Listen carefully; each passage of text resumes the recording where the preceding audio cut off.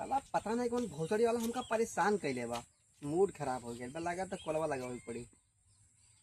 Hello चाचा। हाँ चाचा। हाँ भैया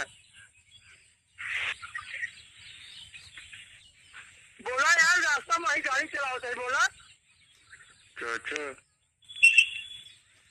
अरे यार कुछ बोल रहा, गाड़ी चलाओ थे रास्ता में भीड़ यार, बताओ क्या चाचा।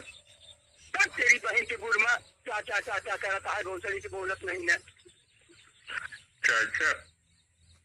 अरे बोलबे भोसड़ी वाले कौन है रे चाचा।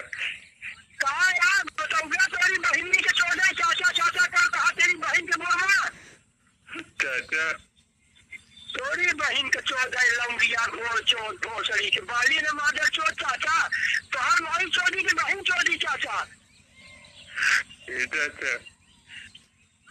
तोर बहन जवानी है कि बुढ़ापा में, ये बताओ कई साल का है तेरी बहन के बुढ़ में।